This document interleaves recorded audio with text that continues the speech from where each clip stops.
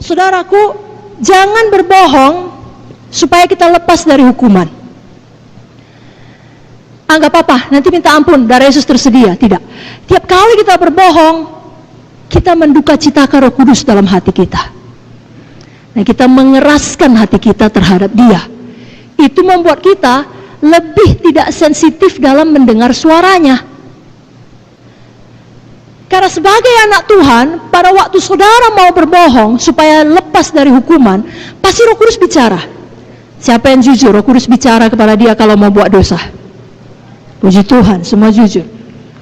Misalnya dosa bohong yang kita bicarakan sekarang, Roh Kudus bilang, terima konsekuensinya. Memang kau salah, memang kau lupa, memang kau lalai. Kau akan menerima disiplin, kau akan dimarahi, kau akan dipermalukan, kau akan menerima hukuman. Tidak apa-apa. Yang penting jangan kau berbohong. Tapi kita keraskan hati. Kita teruskan berbohong supaya kita lepas dari hukuman. Malam ini kita bertobat. Katakan amin dengan kuat. Adalah lebih penting kita tidak membuat Roh Kudus berduka cita, karena Dialah asal semuanya. Saudara perlu berkat, saudara perlu kesembuhan, saudara perlu kehidupan, saudara perlu nafas, Roh Kudus asalnya. Jadi paling penting jangan buat dia berduka cita. Jangan pula berbohong supaya dilihat orang hebat. Aku hafal seluruh kitab Roma. Aku berdoa 5 jam sehari. Aku menginjil 8 jam sehari. Bagaimana itu? Atau apa sajalah. Saudara cuma bawa 3 jiwa. Tapi waktu ditanya, katakanlah, misalnya di pertemuan pemimpin sektor, berapa bulan ini jiwa yang Bapak selamatkan atau Ibu selamatkan? Dia pun tahu, tidak lebih dari 3. Saya tidak tahu pastinya, tapi mungkin kira-kira 20. Udahnya dibilang Roh Kudus jangan. Berapa jiwa baptisan? Ya kira-kira 12. Satunya cuman. Lalu kita bilang sama Tuhan, ampuni ya Tuhan, saya nggak bohong, adanya Tuhan, tapi saya lebih-lebihkan. Karena saya beriman Tuhan. Itu bukan beriman, itu berdusta. Amin. Siapa mau bertobat? Tidak menduka citakan Roh Kudus.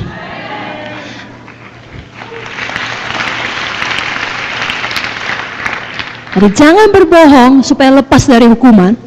Jangan pula berbohong supaya kita dipikir lebih hebat dari yang sebenarnya. Tapi ada satu bohong yang lebih parah dari kedua ini.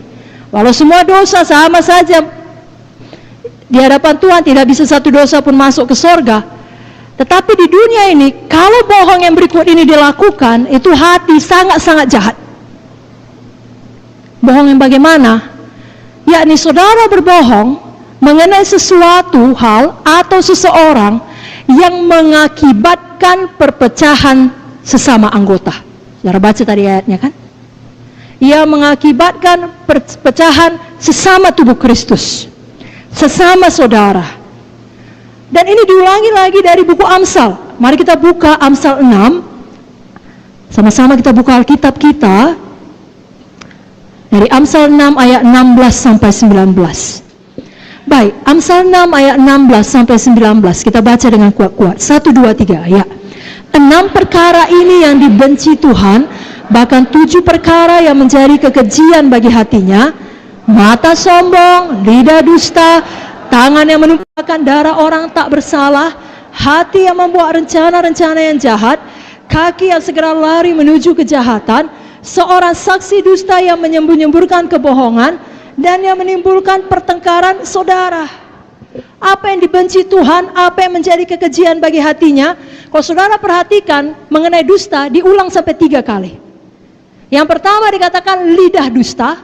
Yang kedua ayat 19 ada 2 kali, saksi dusta yang menyembur-nyemburkan kebohongan, saksi dusta yang menimbulkan pertengkaran saudara. Jadi kalau ada kita di sini menyampaikan ucapan yang tidak sepenuhnya benar, itu bohong. Lalu kemudian ucapan yang tidak benar itu dan tidak baik itu mengakibatkan hubungan di antara kita menjadi rusak. Tuhan benci. Apa saudaraku? Sebabnya bebas hari ini dari yang namanya gosip. Bebas dari namanya fitnah, pengumpat, dan kawan-kawannya. Amin. Dan ini termasuk ucapan saudara di sosial media. Kalau kita baca di Efesus 4 tadi, ucapan kita harus yang membangun. Supaya orang yang mendengarnya beroleh kasih karunia. Kalau semua anak Tuhan melakukan ini, hoax tidak bisa berkembang. Kenapa? Semua benci dan jijik kepada dusta, tapi mengasihi Taurat Tuhan.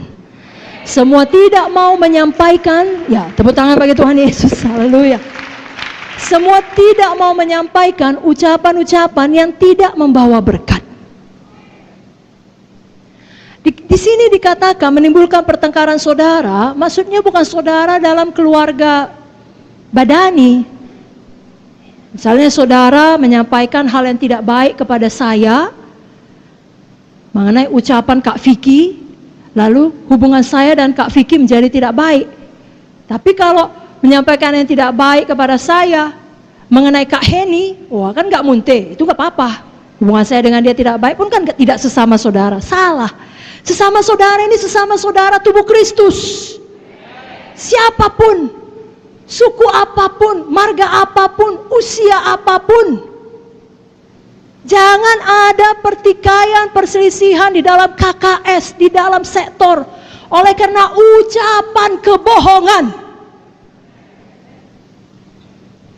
Dan sekali lagi Roh Kudus pasti sudah bicara di dalam. Tidak perlu kau kirimkan itu. Tidak perlu kau forward itu. Tidak perlu kau teruskan itu. Itu tidak menjadi berkat, walau itu benar. Alkitab juga berkata, pikirkan perkara yang benar, mulia, adil, suci, manis, sedap didengar, patut dipuji, disebut kebajikan. Jadi tidak cukup benar saja. Kalau orang yang mendengarnya tidak beroleh kasih karunia, saudara hentikan.